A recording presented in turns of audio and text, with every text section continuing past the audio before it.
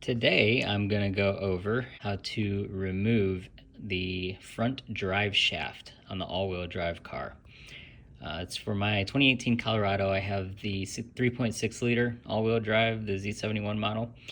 All you need is a ratchet with a 10 millimeter and an extension as needed if you need it.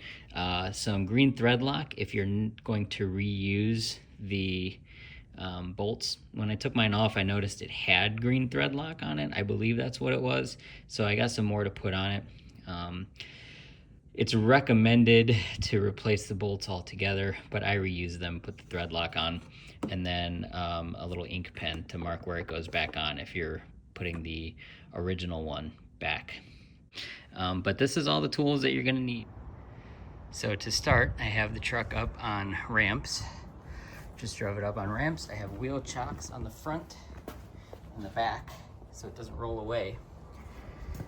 And if you'll notice, I have on four-wheel drive. And the reason for four-wheel drive is to go down under here. You find your forward drive shaft, front drive shaft, and you got all these bolts. You're gonna need to loosen those.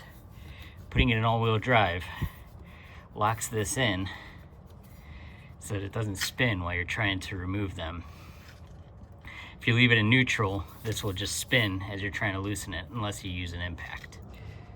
Now the reason I'm doing this is the pinion seal, which is back behind all of this, as you can tell, is leaking. So we got to get that replaced or else you're just going to start running dry, which isn't good for it.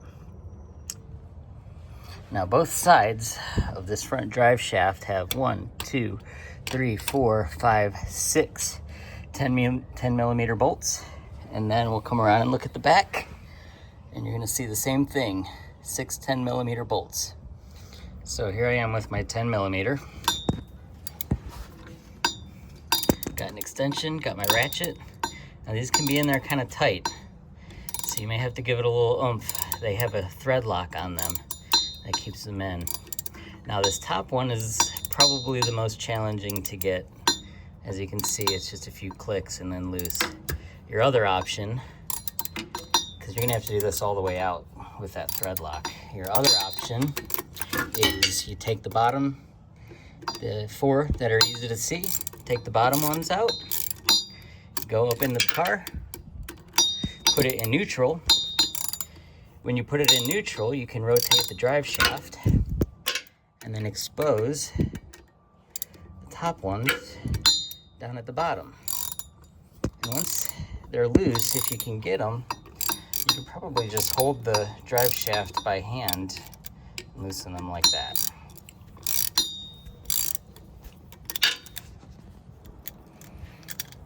Here's the front one. It's the same story, except the top 2 on this are even more to get, more difficult to get, because you got the exhaust pipe in the way. You can see. So, once I get them loose, I'll go up and rotate the drive shaft. Before I rotate it though, let me show you these top 2. I was able to get the head of this up between the exhaust pipe and the drive shaft itself to loosen it. So same deal, just a few clicks at a time and you'll be able to get it. But it takes longer, so I'm gonna go ahead and rotate the drive shaft. Truck's on, left it in park.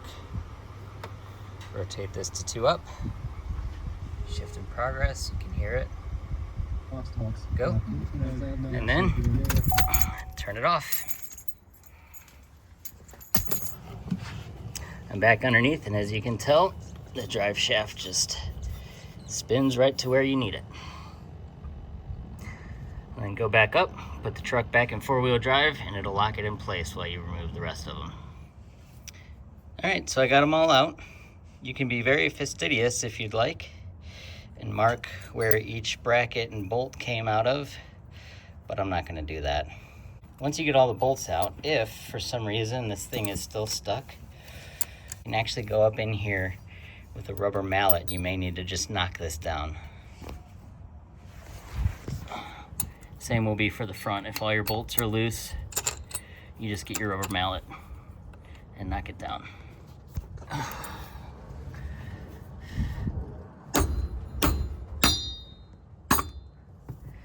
I heard it break, so I was tapping it. Just tapping it on the edge right here. And I gave it a slight hit right there, and there it comes. Now, when I was removing the front one, I made sure to leave a couple of my bolts tight. That way, if it fell, the whole thing didn't like fall on my head. Anyways, all these back ones have now been loosened, and it still isn't coming down. So it's gonna be basically the same strategy. You're gonna come up here with your rubber mallet, give it a few love taps. Maybe if you can reach from behind there, maybe not. There you go. Can't really do it, I'm holding this with one hand. And then it should come down. There it is, yeah. I just gave it a few taps right there, basically where this little balance weight is, and then it just came right down. And as you can see, you just slide it right out.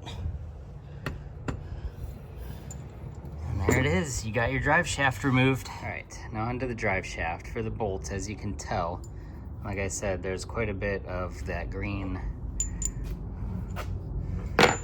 Loctite on there.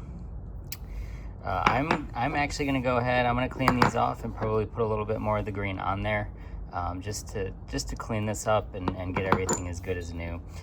You can choose to do this or not. I just prefer to. I feel like if you take care of it, it'll take care of you. So hopefully we won't have to open this up anytime soon, and all of your bolts will hold tight.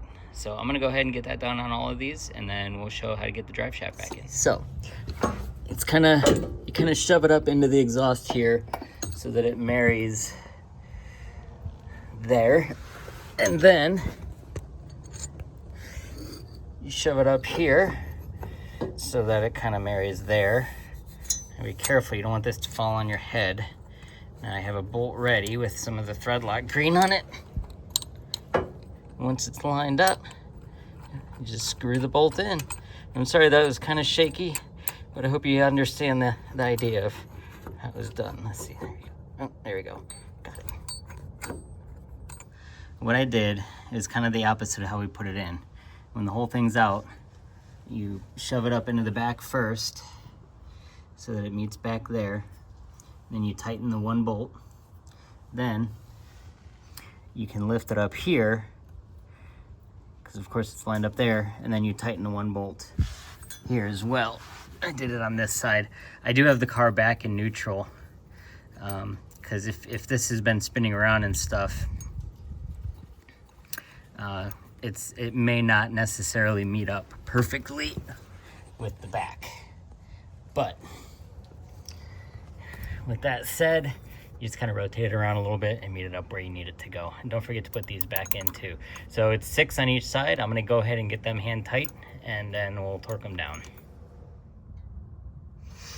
Okay, as for the torque, I couldn't find the official torque, so I'm actually sticking with 35. It seems like a good number. It's not too tight, not a little loose either, especially with this green Loctite on there. Should be okay. As a good strategy when putting these on, as you can tell, I have it back in all-wheel drive. Pardon that loud sound. But skip one. So you do one, you skip it, you do the next, you skip it, you do the next, and then you do the same for the other 3. All right, now that everything's bolted back in, I took it out for a test drive. Everything seems to be going well. Thanks for watching. Hope this helped. Feel free to like, subscribe, leave any comments, what worked for you, what didn't, and what you think could have been done better. This guy was waiting for me outside my garage, making sure we're doing it right.